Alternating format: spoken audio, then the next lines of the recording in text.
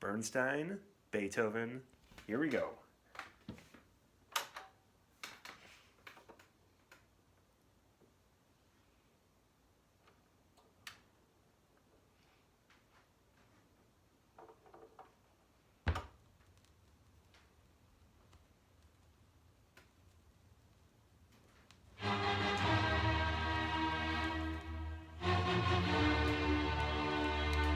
So Beethoven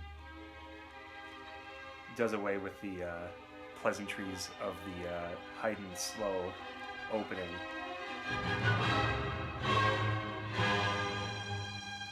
It gives you those famous four notes right away.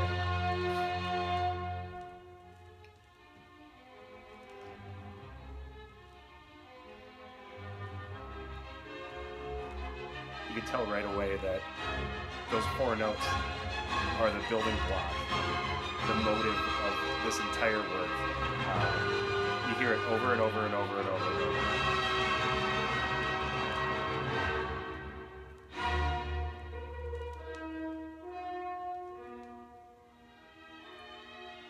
This first movement is in the sonata form that Haydn and Mozart also used in their symphonies. This is our secondary theme. We heard that first one was in the key of C minor. This one's in E flat major.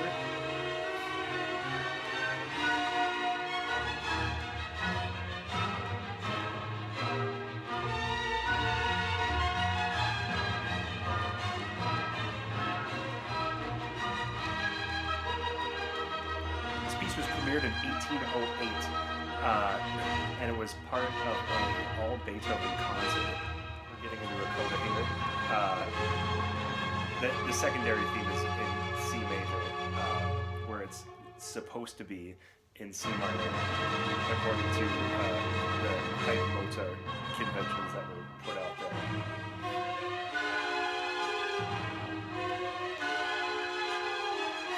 And up to this point, codas were kind of pretty little bows to tie on just to wrap things up at the end of a particular piece of music. But Beethoven really started turning the codas into entire whole sections on their own.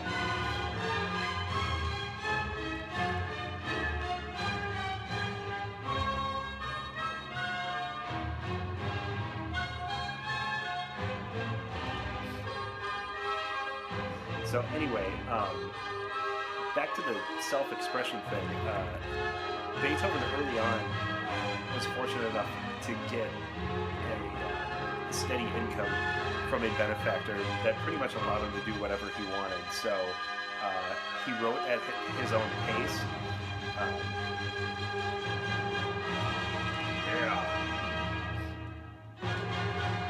He wrote 9 symphonies total. Compare that to Mozart's 41 symphonies and Haydn's 104 symphonies.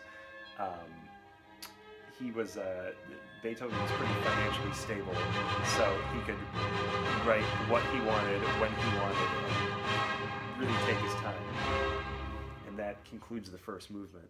The big news story of the day was Napoleon sweeping across Europe and just conquering everything in his path in a long string of battles called the Napoleonic Wars. So Europe at the time was embroiled in war, and this kind of tumultuous music is a little bit reflective of that. Actually, the kind of the storminess of music and literature and theater at the time actually has a name called Sturm und Drang, which means storm and stress, and it comes from artists that were really breaking emotional barriers in their works. So playing with extreme louds and extreme softs and changes of character was really indicative of art at the time, so much that they gave it a name. Here's the this is considered one of the greatest transitions in all of music. So we're in the coda of the third movement, um, and something. Well, let's just listen.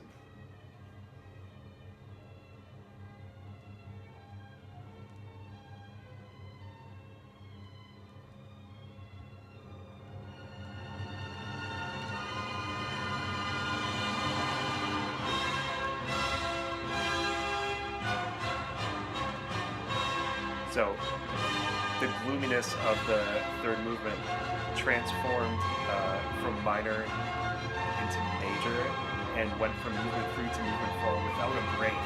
Um, to my knowledge, something like that hadn't been attempted. There's always been a little bit of a pause for musicians and the audience to compose themselves before we moved on.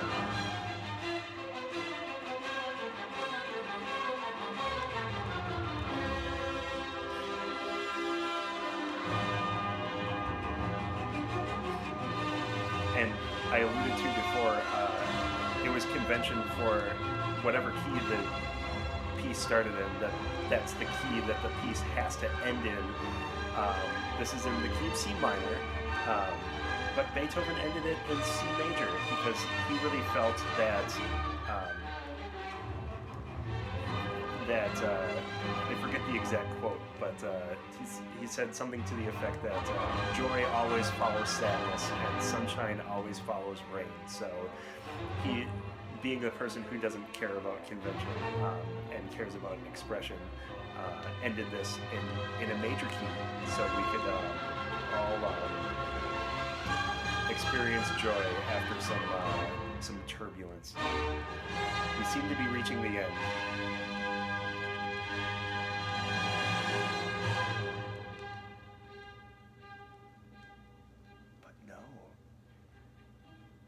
We have a return of this piece of music from the third movement.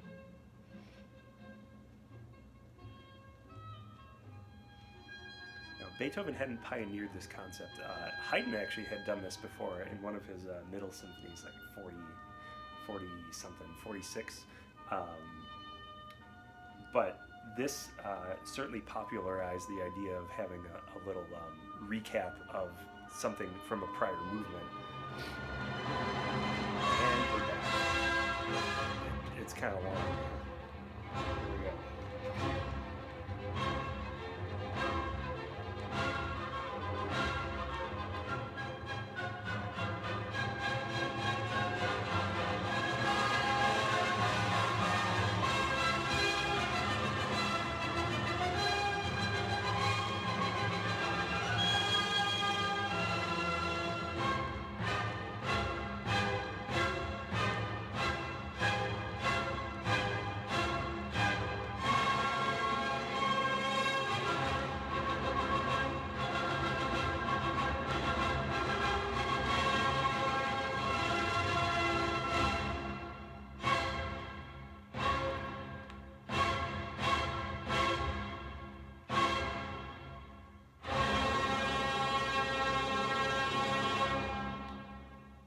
Many of the same chords at the end.